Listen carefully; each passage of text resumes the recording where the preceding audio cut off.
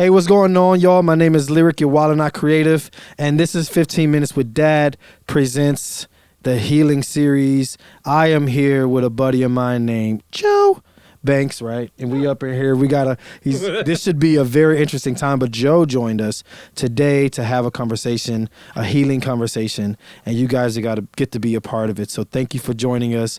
If you have not joined or liked or subscribed, make sure you do that for our YouTube channel. You can go into 15minuteswithdad.com and take that pledge yourself, as well as subscribe so you can be up to date on all of our new episodes and everything that's going on when we connect, when we promote, and we empower fathers around the country.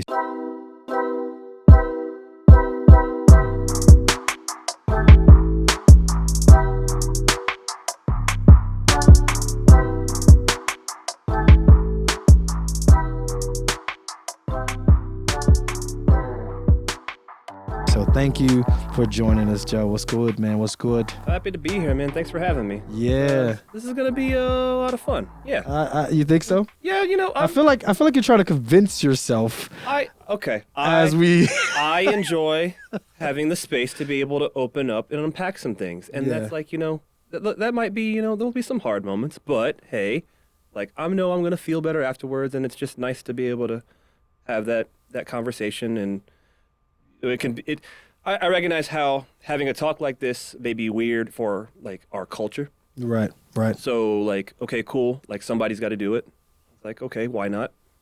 I'm appreciative of you opening the space and like, okay, why don't we be the example? And like, hey, why don't we have that talk? I think this is a very vital time for us to do this, as mental health is being talked about a lot around the globe, especially as the pandemic impacted a lot of our mental spaces. So revealed so much. Yeah, like I got caught in 4K so many times, like of how I interact and how we engage with people more. We were forced to engage with people more during the pandemic, but also less. So the people that we spend a lot of time with, that we're most vulnerable with, we were forced to spend more time with, and the opposite away from time where we like superficial.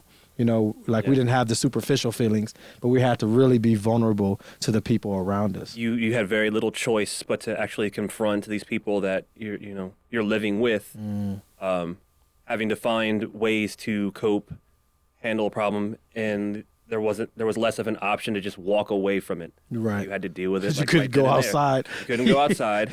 Maybe you had some resources to help you out, but if you didn't, then it's just that frustration is festering. Yeah. It's bubbling. You don't really know what to do with it, and then even as close as you have to be in that space, you feel yourself distancing yourself from that person in that space. Some people relied on the things like vices to kind of get us through those hard times, and and then when it was time, when we were able to start having like booze delivered to us, that changed the game. That changed the game. It's funny because Ohio said like you can't do that, and said like well okay, we're inside, and the economy sort of was their Let's excuse. keep the economy going. Let's drink, guys. Yeah, keep let's the drink. economy It's fine. It's therapy. That's why it didn't work. Come on. Pour some wine. Yeah. Jesus asked for it. It's right? Fine. Yeah. It's totally fine. It's communion. It's communion every day. Like, yeah. Drink to that now. Wine. Mm-hmm. So today, man, let's get into your story. Like, tell us about yourself and like what interested you most about being on this platform and speaking your truth and guide us into the conversation with like your father. Sure. Well, I'll start with, as you so beautifully introduced me, I am Joe Banks. I run a podcast myself called the Melanated Podcast, and Rudy Would Listen. Both for the Melanated Podcast talks about navigating non-traditional relationships using our Black experience, and Rudy Would Listen is a stage show that I just started where it allows opportunity to share one's story in a world where there's so many things happening that you never have the time to really think about and process what's going on. Right. And that's important to me, at least, because in my time, I had to think about it, 35 years of life, have a lot of ups and downs. And then only recently in these past few years have I really taken the time to process a lot of the struggles, trauma that I've had in my life. One of them has to do with my birth father. So he's also named, he named me his name, so he's third, I'm fourth. Yeah. Oh, you a junior, I am a You a junior, junior. junior. Yeah. Yeah. Junior cubed. Yeah, junior cubed. There it is. So, growing up with him, that's not even true. Right. Birth father, he was abusive to my mother. And my mother would always still try to make time for me to have access to my father. So I didn't know any of this growing up. But to me, he was just like, this is my father. We would go out. This is us living in Columbus. So when Magic Mountain was still cool. So this is mid 90s. Magic Mountain's still cool. It hits. Magic Mountain hits, bro. Bryce Road, it's it's doing its best. Like right behind there was the Bryce Outlet, so the little $1.50 movie theater. Oh, so man. we do that between there. Spaghetti, like every movies weekend. used to be fire too. Man. Yeah, like And I'm from Houston, and we had Magic Theater, what is it? Magic Johnson's theaters. Yeah, I did not get to go to that when I was in Houston, but like it was lit, and then they tore down the entire mall. You know, like it's just Magic. He's got enough money. It's yeah. fine. He don't need a theater. But growing up with him, when they did separate, I would go to his place in Columbus, for weekends. Now, up until I was about 6 years old, there was an incident with the woman that he was seeing, and another fella. It got violent, where I did what I was conditioned to do as a young 6-year-old, or like, if I see fighting, go hide in the closet. Right. I come out, my mom grabs me, and it's him getting carted off by cops. And at that time, it's like I don't see him again until I'm 25. Dang. What did he? Yeah. I mean, do you mind sharing what he did, or? Yeah, I don't mind. So it was a felonious assault, I want to say, for that day. And then what I learned, over time is that, he eventually did get out, but just he didn't have that contact. It was a mix of, it was mostly mom keeping him away and the family for safety, because that was the other thing. It wasn't just the father; it was a lot of father side of the family enabling that behavior of his. Yeah. And So generationally, he was enabled by his brothers, maybe said brothers or father or uncles, brothers, saying aunts, cousins. It was at a young age, I didn't really think too much of it, but there was a time that I tried to connect with that family, it's me. I had a stepdad that I grew up with. I call him Dad. But there's that part of you that wants to know, this side. I know my mom's side of the family, but I don't know father's side. Right, that's always important, yeah. So I feel like, maybe, I'll give it a try. Mom, even with all the trauma that she went with, it's just it was important to her to make sure I have that contact, because I wanted to, find this part of myself. Right. I'd go over and, talk to them. I think that's really missed a lot in co-parenting situations, that where even though we know that the other parent is not a positive reinforcement for that child's still going to want to be connected to that parent because it's identity thing. Yeah. Yeah, man. I wanted to, there's this feeling that if I don't have my birth father around, that I always had, that it feels like there's a lesson I was always missing. Yeah. There's something that everybody else with a father in their deep in their lives had got that one piece of advice that said that connected all the pieces together. And because I didn't necessarily have that from my birth father, I didn't really know what I was really doing the entire time I'm growing up. Right. And how did that impact you behaviorally? What are some struggles that you felt being disconnected from your father for that long? Because what you're saying is that he got out early, and then he didn't even come to he got connect. So he got out early and he went right back in. It was a very revolving door thing. So I can't remember the particular age at the time, but after that incident, there were just a bunch of other incidents that kept happening that he is still incarcerated to this day. Oh, wow. And he's actually getting out this September. Wow. Okay. And when I found out the time that he's getting out, that's a lot to unpack, that I'm actively working on some, boundaries and plans when it comes to any possible way that he might engage in my life. Like is that something I even want? Is Right. it something that I should open that door to, similar to like what my mom did, Right. or opened up for me before? But you know, growing up without him, you know, I grew up already like the nerd, the guy that, you know, I can sing you the Planet song Oh, and yeah. the Teenage Captain Mutant, like, Planet, he's the hero. gonna take Right. no breaks. Right. Collect the Pokemon cards. Right. But I was someone, see my you know, stepdad I grew up with, like sports head, but I didn't really care for sports, but recognizing I should probably get into this just to fit in. It was a lot of doing things to try to fit in. I was a crybaby, a mama's boy. And You admit that, and that's Oh, that's yeah. that's some growth. yeah, I will say that, like, hey, I ain't no mama's boy. I would but in stick to reality- mom, yeah, and I would be like, you know, call out to mom if I was like scared or crying for like stuff. But I was someone that I would want to. I wanted friends, didn't really know how to make them. Right. I don't know if that's something that like a father like would have like helped me out with. Maybe that's just my own weirdness itself. Right. But just in trying to find my own place in the world, like, and I'm recognizing I'm missing this person that everybody, like a lot of other people have. Like, okay, what do I need to do to not feel this empty space? That's interesting that you say that, because that, like, how do you, that engaging and making friends? Because we had an episode recently where me and Mariah was talking about that on like her ability to make friends or talk to people came from me putting her into a space and saying, hey, this is how you do it, you know? And if from a Sink or swim. right, go and talk to them. If they reject you, you reject it. You'll live.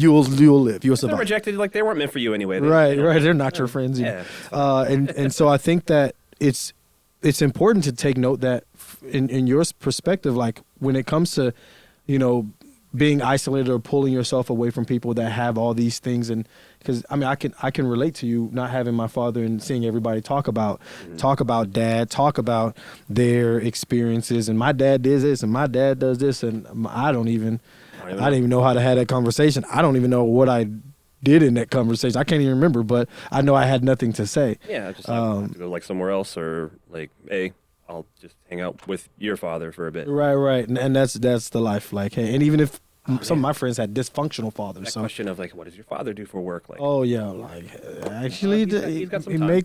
makes license plates. yeah, it's fine. Yeah. So he would.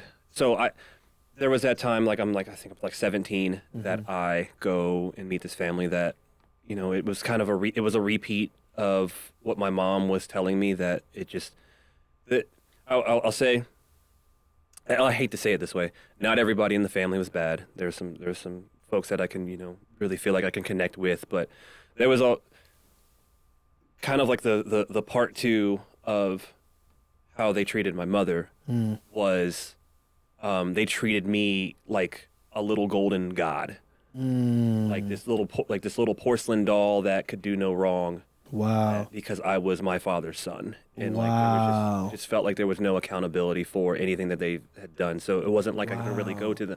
I could go to them and talk about and ask them, what was my father like? Right. But it was a very It's always good stories. Like he was very like, great. He askew. loved you. yeah. He took you everywhere he went. Yeah, and so if I brought up, you know, hey, I am aware that this ABC things have happened, where he was this, you know, particularly violent person, and it'd be like, well, that's happened. It's fine. We ask the Lord for forgiveness and we move on. Right. That's it. That was their MO. It Right.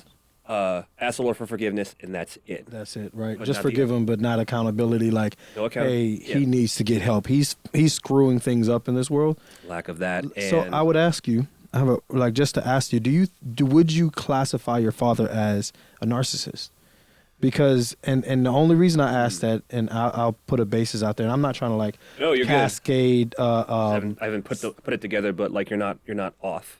When it comes to narcissism, the people around them play a role in him being a narcissist. So like this idea that he is this can't do no wrong, even if he does do no wrong, or this I don't hold him accountable thing has been built over time because he was enabled from a child. Maybe there was something that took place that they felt they were responsible for, and they just, oh, he just having some, they kind of like, throw it off in the wind, like, it's just a little situation. It's just this. He just needs It'll this. never happen again. He'll learn from it. Right, and they consistently did it until he ended up in this. You know what's funny? You bring that up, and like the immediate thing I thought of was Donald Trump. And, like, yes. I was like, dang it, like, yes, man. oh crap. But I couldn't tell you the story that like made him be the way that he was, but I can tell you that there was a lot of permissive reinforcement to like what he would be doing, and from me as the son coming in and looking from outside and seeing like this is happening, and it's just like it feels like if I were to connect with you deeper or open myself to that, we would fall into the same trap. Easily, because you would now become a puppet in his story. And I recall it happening so easily this past, like I tried to reconnect with him this past, the beginning of the year. And just how easy it was to like fall into, wow, this could be this. And, it wasn't just him. It was like, a bit of the family too, that like, I love you. I'm going to love you from over here. Right. And I remember growing up or going through high school and the military and getting out, and when I was trying to fill that empty space in me, not just from the lack of a father, but just life in general, and like all the lessons or just where am I supposed to be in the world, that maybe I need to reconnect with my father. Almost kind of like the feeling of you pined for this woman that is now your ex, and you're just sitting alone and you're thinking, maybe I can make it work, but really, like, no, give that some space. Right. Stay away from that for a bit. Like, especially until you figure out some ways to like, maintain those boundaries. Right. So that's kind of where I'm at right now with him. Man. Like, not so angry about the things that he's done anymore, because I had to really let go of that one for a while. Right. How did those feelings towards him impact your relationships with women in your life prior to now? So I recall always having this feeling like I don't want to be my father in any of these relationships. So the tricky thing with that one is be a good man, be nice, be kind, and do not do anything like don't put your hands on. If you do everything opposite of your dad, you'll be fine. Yeah, which, like, it's the mindset that I have, but then growing up later, like, going along and realizing, okay, that's not enough. Like, it was a credo of don't do bad, but never really knowing how to do good. Aside from somebody telling you, like, do ABC things, but never really thinking, like, for myself. Let's unpack that, because I think that there's a lot of men, there's a lot of fathers, a lot of brothers out there that live this way, right? That goes through their life and they interact with their kids, they interact with the women that they love and the women that they sort of love and protect, and they try to not be like dad, but never really seeking what else is there. Like, my dad wasn't in my life, I need to be a provider, or my dad used to beat on my mom, I need to just not beat on women, and that's enough.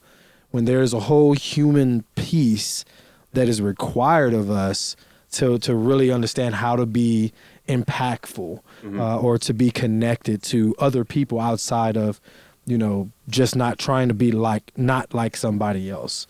There's this, what do you call it? This hubris that says, like you're saying, if you don't hit women, if you stay, around, make yourself available for people, that like you're gonna do fine in life. Right. And that mixed with, and I'll even give like my time in the military, were just because I thought because I was willing to go out and put myself in danger for my country that like I know better. Right. So like this, I'm the example, but how come I don't have anybody loving me or liking me? Right. Like, and I would just find myself really deep into that, but not really having the ways of being able to process that.